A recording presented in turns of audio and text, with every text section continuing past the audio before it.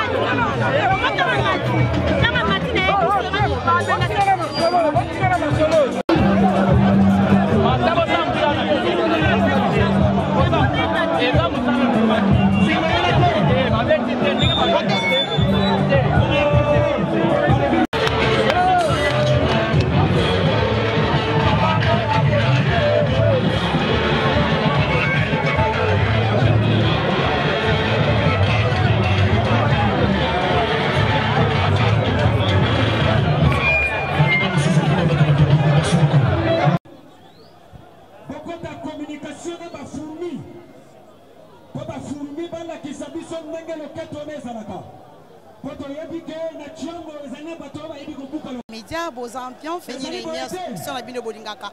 Pas comme les autres, pas comme les autres. Il y a Tania Zizoumouyala. En tout cas, on a fait Simbote Baotu Bazaka branché, Baboni Nabiso Bozaka fidèle, Nakatia Frère Europe Média. Vous êtes toujours branchés, vous êtes toujours wana. On a côté la bémission milieu Tozali le 2 février. Les Achouro et Martin Fayou m'a dit, Azopé sa meeting, Nakatia terrain, Saint-Thérèse. Alors, bien, vous allez comme on a fou les Ali Anna Simalanga, vous allez comme on a battu Bélé, alors que Tozali wana, alors que dans le centre Copé Sambote, Nazizan Guindou, la diva de la presse internationale, la Pession Bote, Moussalande et Loba, Malobane. Dans le but aussi, ma caca micro pour ezala manam pona batunyoso. Alors on a fait simkina oh tout bazaka on a toujours branché bazaka toujours on a pona kolanda ngai lokola faire ba manisa pourtant faire ba manisa combo pardon. Ouais, on a fait simbote na yemoko, on a fait simbote pas ya faire ba manisa pour fumant pour tout. Ya Bondo Boris depuis Ferland de Bamani sur la Pessimbote alors que d'autres monde habite sur notre image moko les gars tout monde na plein meeting tout monde caméraman il y a une qu'on habite sur Eliezer Tamboué on met c'est l'honorable tout le monde va bengani va simbier comme Yakobeta alors par rapport on qu'on a personne en combo. Merci beaucoup Ndeko Tania. C'est Larsen Mouloua fils à papa, je pense que l'internaute est belé Baïbingaï. Nazali journaliste présentateur à Masolo Mboka et à les Nazaréens. Ça me fait vraiment très mal. Le fait que Bitumba Oyo Eza Bitumba na Bisomoko. Nous avons vraiment du mal à observer que sécurité, il y a la Mouka Babenga na Moko na Biso, Moko ya ba journaliste, to ya ba caméraman, Oyo ba Sali Moussala Makasi na lutte ya Mboka Oyo.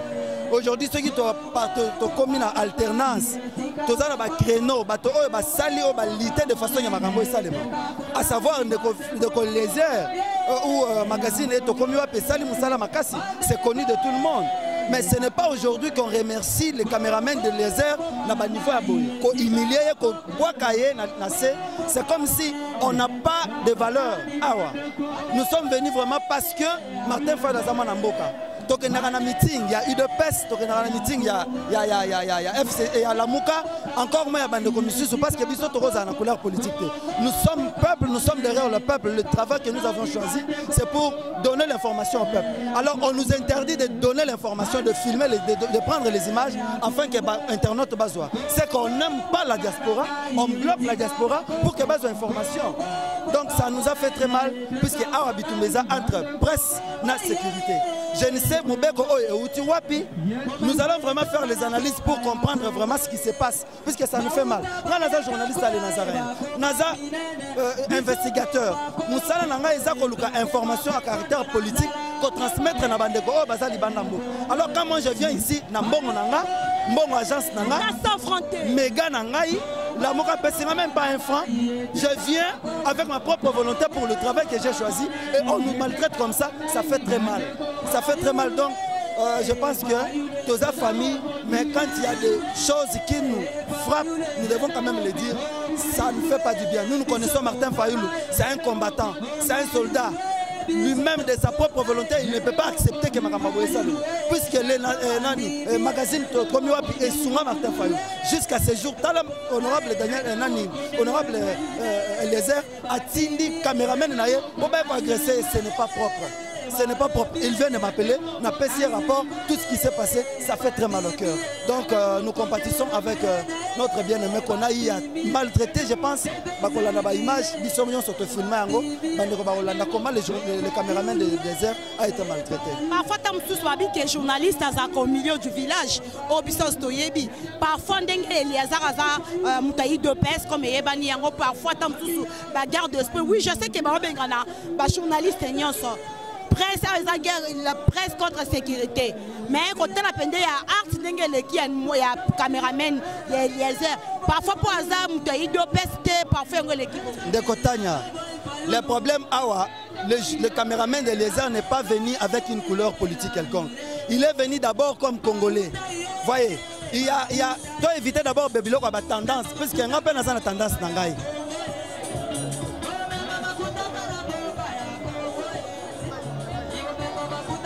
voyez, chacun a sa tendance politique. Mais quand nous venons dans des événements comme ça, Tozoya Lokola, dans des événements, Tozoya Lokola, journaliste, quelle que soit la couleur Nabiso, Eliezer, s'il vient ici, d'abord étant que journaliste. L'éthique et déontologie à Moussala Nabiso, et Sengi Biso jamais que tant on a lokola la couleur politique son loto pakala. Nous venons dans drapeau mbokananga. Na lati FCCT, la lati la mokate encore moins cash. Naye comme Congolais. C'est-à-dire nous sommes là pour la lutte. La lutte que nous avons aujourd'hui, ce n'est pas que tous à la maltraiter. Et les airs, Azala na kota cash, Azala na kota la moka, ça ne dit absolument rien. Mais d'abord, il est fils du pays, il est journaliste.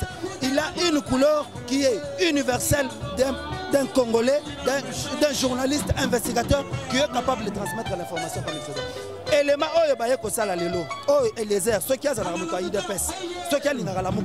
il ne pouvait pas venir envoyer son caméraman pour faire ce travail. Puisque si nous voulons vraiment faire les investigations et analyser, les journalistes d'Eliezer n'ont pas reçu l'argent de la part de la MOCA pour venir travailler.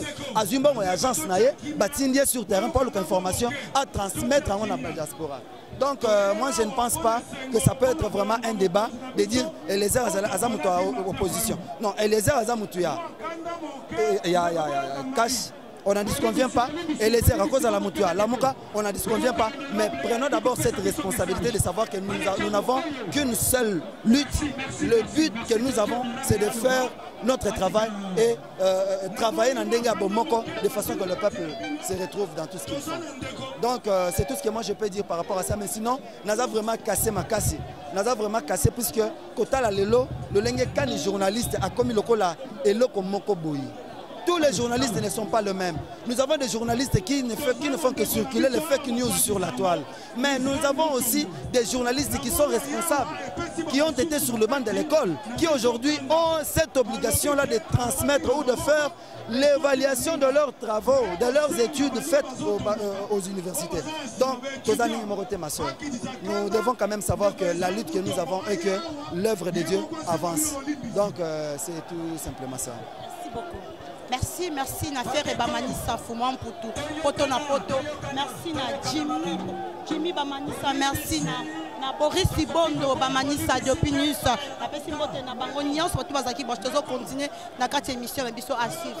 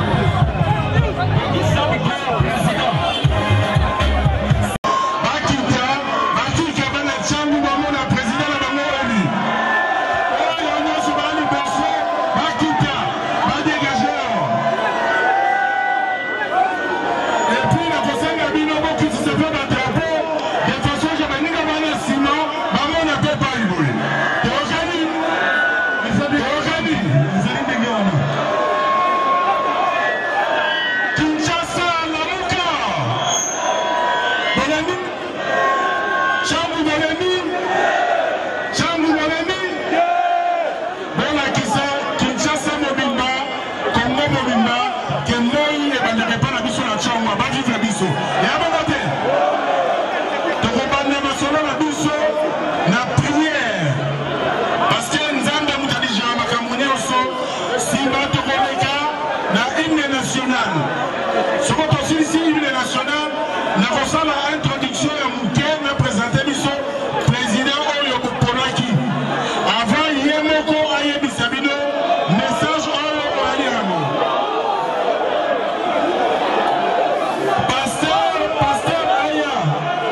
Pasteur Aya, comme ça la prière. Pasteur, s'il vous plaît. Bandeko, dans ces maîtres là. Zambia Bangaki Moutou, Asuka Kinakatite. Asirisaki Moutou, Tina Moto, Asirisipe Moutou Baniko Tamboula. Nzama Bangaki na Lamuka, Apesibiso, président de la République. Abangaki na Yena, le côté, le nom commissaire na Mouka Mobimba, Apesie Batou. Donc, Tia Souki Saeti na Souka, Yamoto Limito, Ponde la Lelo, Ponde Likambo Yango. Yo, Bimaki na Sia Moula, Okanei Kufote Ye. Les noms sont les Awa. Afanya Yamona Lingina Yebisayo, Kento Ponde la, Poti Afanya Yebisayo. Zambé, merci. Te commissaire papa, te tende mokonzi. Lelo te tike siko kate maboko na yo. Yonde Zambé bengi batu na yo. Olobi na pesie batu, na pesie mokonzi.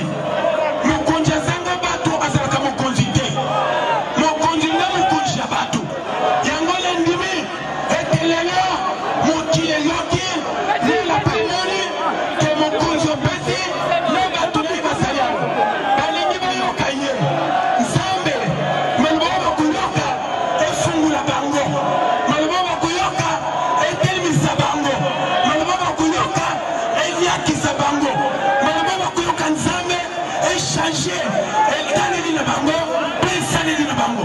Maloba nkolo, ekunalisa bango pondite. Boyebete basali bana mokonzi. Mokonzi ya bango asali awa. Yesu Kristo, lelo sunga moko na moko. Bayoka bakende kofanda te. Bakende kopema te. Kasi bayebake bazali na pouvoir na maboko na bango. Ezali ya bino, lelo na ndimi, ete yo okozwa décision. Ete yo okoloba likambo nini, yo okoki kosala na pouvoir ya yo. Oyo binaki na ntongo, na se mura, okende kofanda. Na kombo na Yesu. Nalobi Nzambe, yo oza Nzambe obandaki na biso, po okosuka na biso. Okosuka na nzela te. Okosuka na nzela te, tokosuka na kuma. Tokokuma tina suka, ti tokofanda na kiti. Kasi tokofanda na kiti. Na kombo na Yesu. Amen.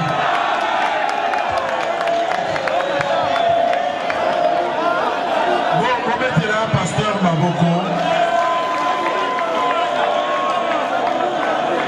Bana Tsambu Lamuka. Bana Komboto Lamuka. Avant de kende mosika, nakosenga ndeko Jean-Claude a connu biso na hymne national. Debout Congolais, unis par le sang, unis dans l'effort pour l'indépendance. Sans raison nos fronts, longtemps coupés, et pour de bon, prenons le plus bel élan dans le pays. Allez la gueule, nous bâtirons le pays. Citoyens,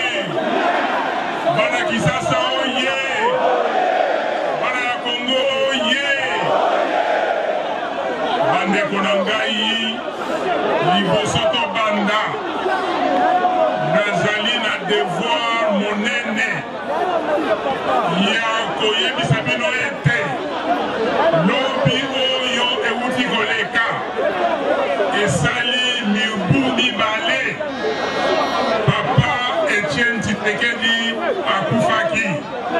Nakosenga na bino mpona oyo ye asali mpona Congo, mpona démocratie, tozala 1 minute de silence, s'il vous plaît.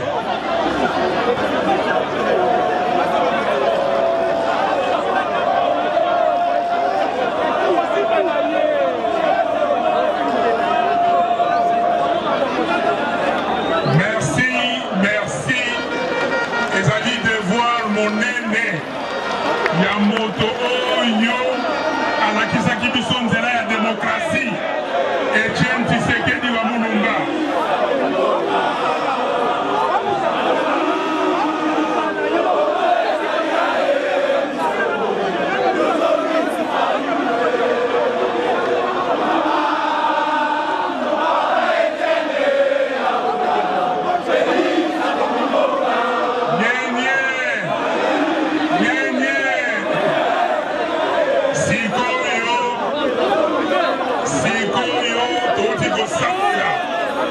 Tosambeli mengai na kopesa nyonso na kolo natondi ye botondi mingi na makambo ye asali Nzambe mokonzi Yesu Masiya na ndenge apermettre biso tosala campagne toleki epai oyo tolekaki boyebi yango bomoni ndenge makambo eleki tokomiti na élection boye kovote ezali esengo te eske tokotonda Nzambe tokotonda ye te lokumu na nyonso ezala epai na ye betela Nzambe maboko betela mwana na ye Yesu Masiya maboko bandeko tozali bana banzambe eloko ya liboso touti kopesa lokumu na kolo sika oyo ezali mpona bino peuple congolais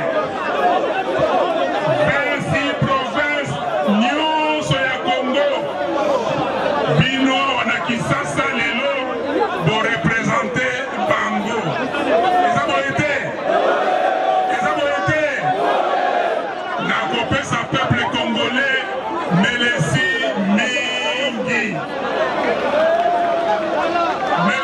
mingi na ndenge bavote ngai peuple nyonso Congo mobimba tokei na élection poponi mwana mboka oyo il fallait akamba ekolo eza boye te ezali esengo te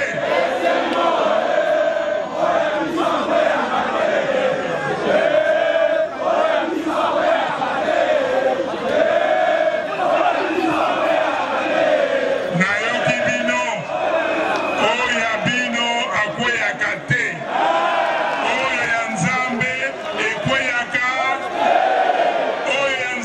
ekweyaka yango wana peuple congolais merci mingi natamboli epai na epai namoni bolingo ya bana ya Congo namoni bomoko ya bana ya Congo mwana ya Congo alobi unité nationale mwana ya Congo alobi cohésion nationale mwana oyo aza na Goma alobi na ye oyo azali na Mwanda bazali ekolo moko eza boye te esengo te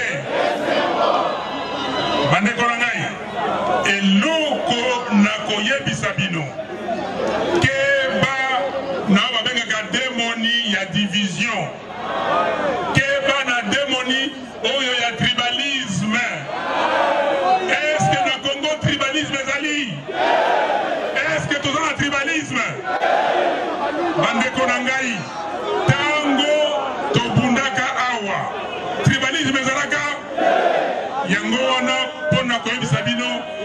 tribalisme ezali te nakolakisa bino bandeko oyo ya lamuka groupe monene lisanga monene oyo tosali mpona kokamba ekolo Congo nakobanda liboso na mwana mboka Pierre Lumbi oyo azali korepresente président Moïse Katumbi na ensemble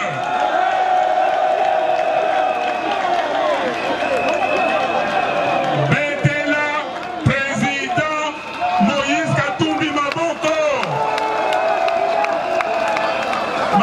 mingi alobi na ngai napesa bino mbote mingi tolokani bozangisili ye mbote nakoyebisa ye ya mibale nakorepresente ndeko Fidel Babala oyo azali korepresente mwana mboka Igwe Jean-Pierre Bemba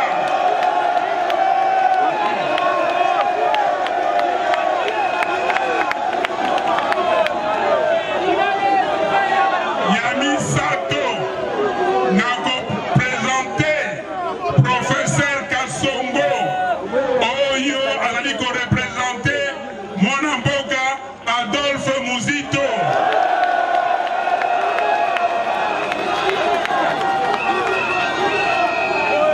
ya misato ya mine pardon bolimbisa ngai nakopresente ndeko Lambert Kasula oyo azali korepresente mwana mboka professeur Freddy Matungulu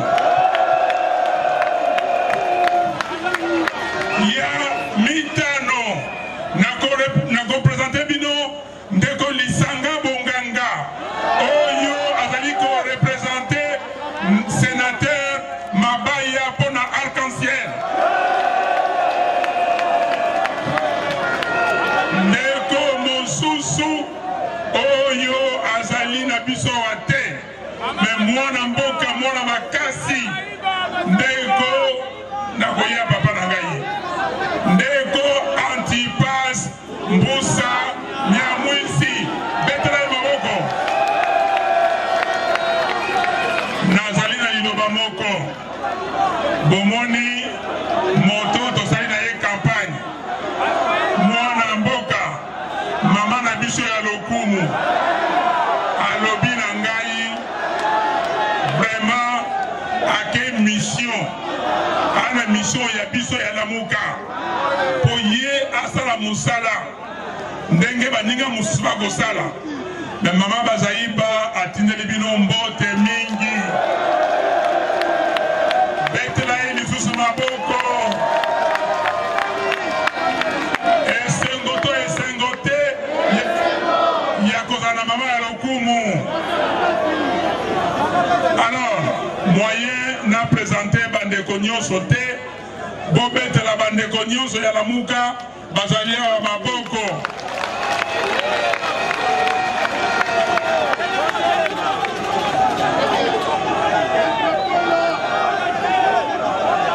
nalobi boye nalobaki awa na mboka na biso toyebi eloko oyo babengaka tribalisme nga naza mwana Kisasa nabotami awa na Mengao numéro 30 quartier 5 babatisi ngai awa na Sainte Thérèse naza mwana Kisasa mwana ya Chamba elaboye te esengo te omoni bandeko na biso tovandi awa tobundi etumba tosali bagouvernement na bagouvernement tosalaki biso oyo nakopresente bino lisusu Pierre Lumbi ye azalaki ministre ya affaires étrangères ya Tshisekedi. Est-ce que c'est tribalisme? Tobundi etumba na union sacrée bayene biso premier ministre Birindwa. Est-ce que tolandaki ye? Bayene biso premier ministre Mongolo Diaka. Tolandaki ye? bayeli biso bayelaka biso nyonso Ngous Carlibon tolandaki ye na ntango oyo sikoyo tosali rassemblement bayeli biso premier ministre Badibanga tolandaki ye Chibala tolandaki ye elingi koloba nini elingi koloba tozali kotala démocratie ya mboka tozali kotala eloko yo peuple alingi tozala na bomoko peuple alingi tokende liboso peuple alingi démocratie yango wana tango bana ya mboka bakendeki na Sun City basali makasi balobi eloko ya liboso il faut tozala na constitution ya monene oyo ekopesa biso nzela ya kopona ba dirigeant yango wana na 2005 le 5 décembre tokendeki na référendum to voter constitution wana epesi biso nzela ya ba élection sikoyo bana bandeko na ngai élection ezali pona nini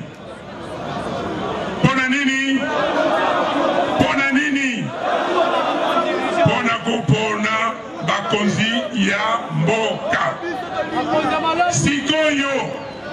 sikoyo tokei na élection mais makambo oyo bandeko na biso ya seni basali ezali buzoba ezali potopoto bondimi yango seni enome batu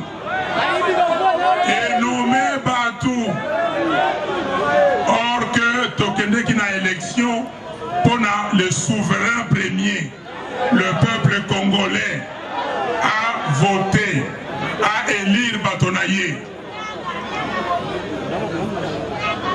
a voté président de la République a voté par députés nationaux peuple a voté par députés provinciaux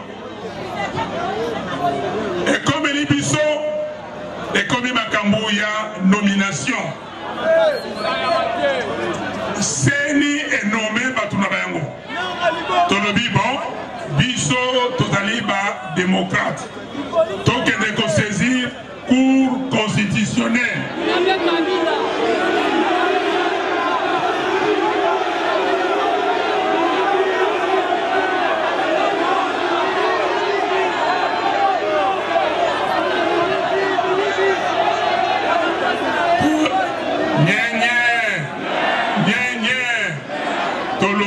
saisir cour constitutionnelle balobi bolanda mibeko ya l'État tolandi tokei bavocat misusu bazali awa baprésenter dossier tokei na ba PV na biloko nyonso ekomi kuna cour constitutionnelle wana bato nyonso bato ya Kabila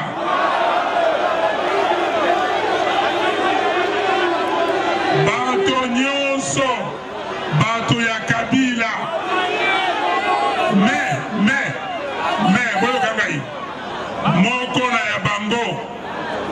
na ya bango alobi ke ye alapaka ndai akoloba makambo ya solo boyebi ye boyoki yango wasenda ye alobi makambo ya solo bavoka bake na dossier balobi Fayulu azali le premier dossier yangoyo bakei ba juge wana bamemi makambo milai bazwi procureur ministère public alobi makambo na ndenge na ye au lieu ba juge babimisa ba PV oyo bazana ya banango ba comparer na ba PV biso to pesaki po batanga moko bayeba nani le premier baboyi kosala mosala wana bajuge baboyi kosala mosala na ya bango. Est-ce que soki moto asali mosala na ndenge elongo banite yo okolana makambo ya lobi peuple andimi conclusion ya bajuge peuple andimi makambo ya cour constitutionnelle.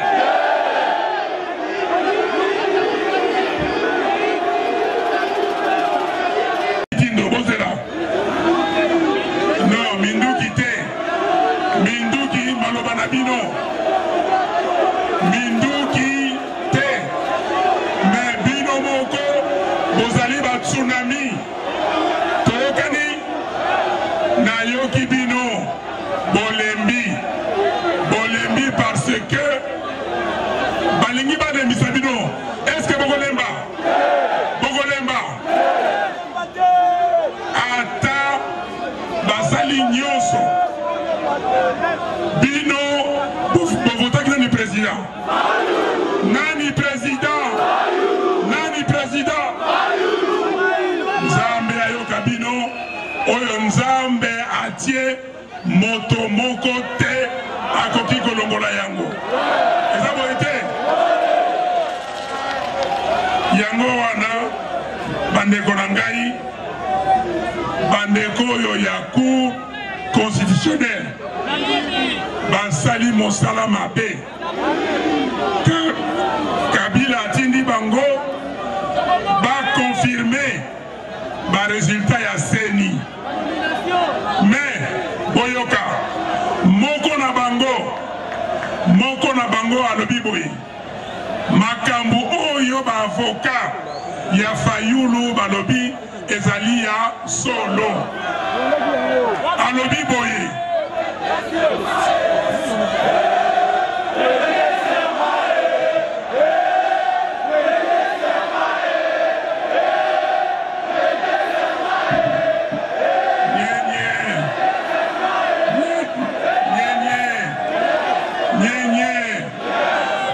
nayoki bino mais boyebisaka biso boye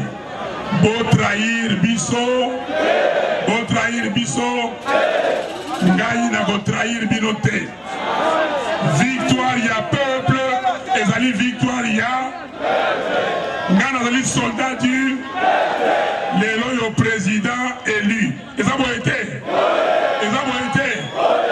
est-ce que soldat atikaka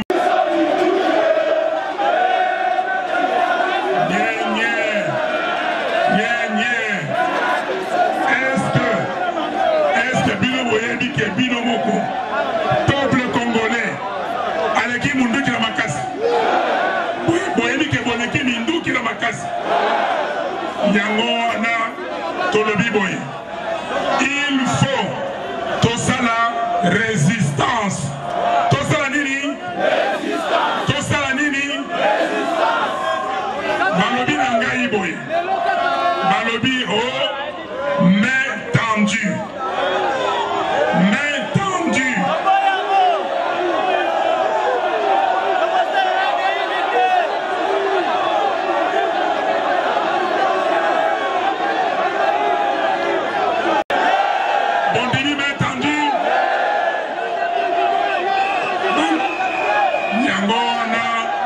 bandeko na ngai tozali awa na besoin ya vérité toza na besoin ya nini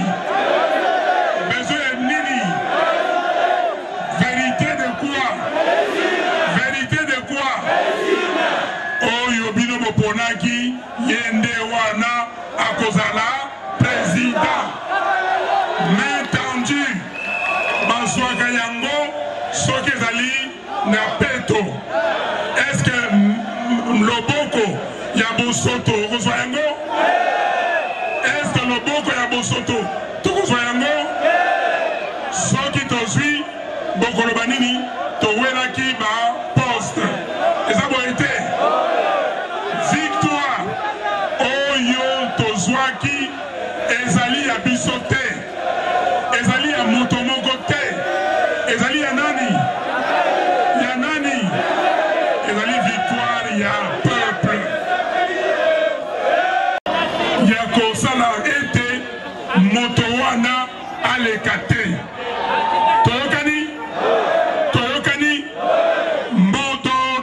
ezali na constitution.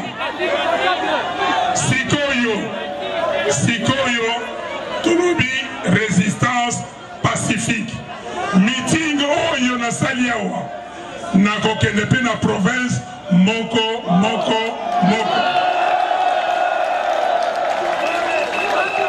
Koyebisa bango ete boyoka kindenge na obaki na Kisasa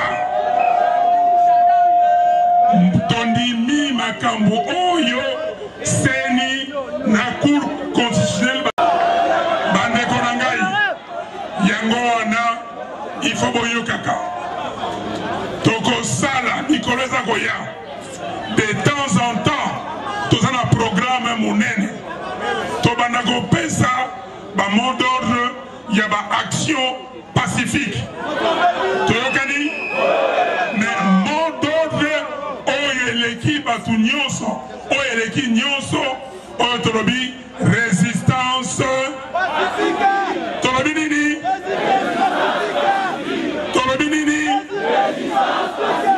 résistance pacifique eleki koloba boye moto oyo bino boponaki te akoki kopesa bino mibeko toyokani résistance pacifique elobi nini moto oyo boponaki te akoki kosala mosala il faut kosala nyonso kolongola ye eza boye te bandeko oyo bazali koloba no fayulu sala boye lamuka boyokana me bandeko est-ce que tokotonga mboka na moyibi tokotonga mboka na lokuta est-ce que lobi soki tondimi makambo oyo babengi bino na baélection bokokende tobatela baélection tobatela démocratie tomoni na 2006. My name is Oliver Queen. After 5 years in hell, I returned home with only one goal: to save my city. A gagné, Batie, moto.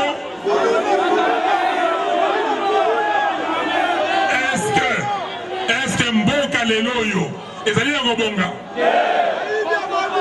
Mboka ezali ya kobonga. Sikoyo batu tozaki na bango bakei basali kop bayokani na batu bomi mboka olie batu wana basonga siba batala ndenge biso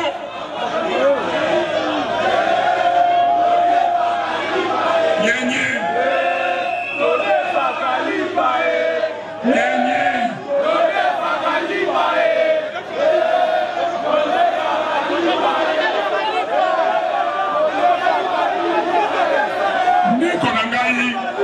nayoki bino bodefaka mapa misere leki nayoki yango na Congo mobimba pendant la campagne yango nayebisaki bango boye nayebisaki bino ke nakozwa pouvoir lamuka ekozala na kiti ya kimokonzi po tobongisa mboka po tozala changement.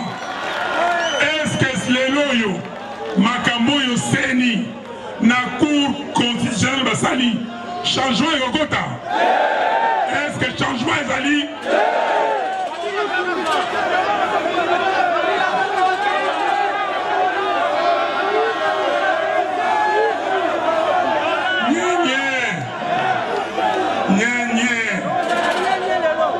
Tolobi boye tolingaki changement, il faut tozwa changement.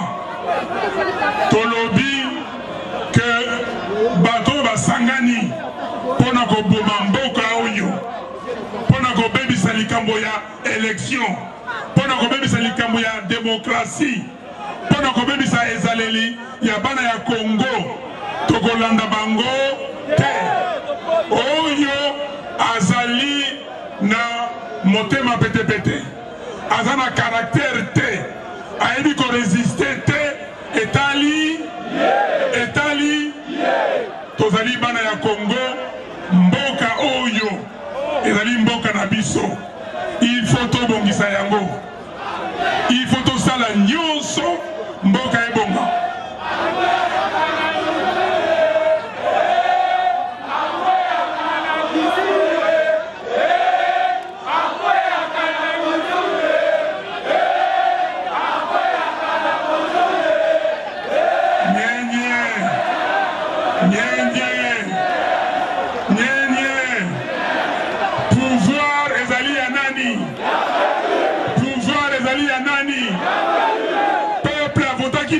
nani? Peuple avotaki nani? Yango wana bana ya mboka bilenge ba mama batata kobosana eloko wana te. Tokoloba sikoyo na bandeko ya mboka bapaya. Ezala ba africain, ezala ba via poto ya wapi. Peuple congolais, il faut pas respecter ye. Fayoulou, candidat numéro 4.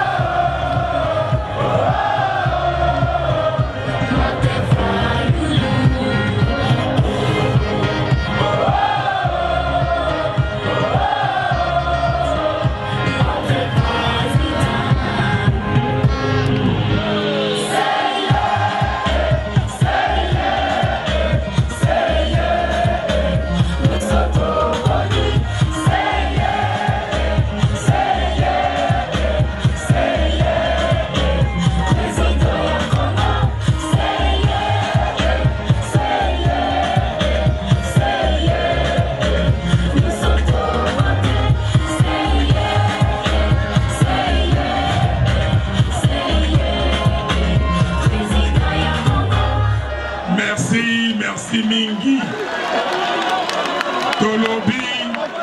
Tolobi na communauté internationale.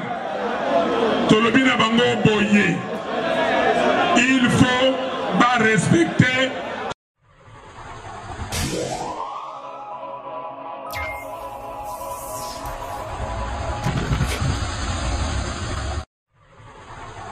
Yeah.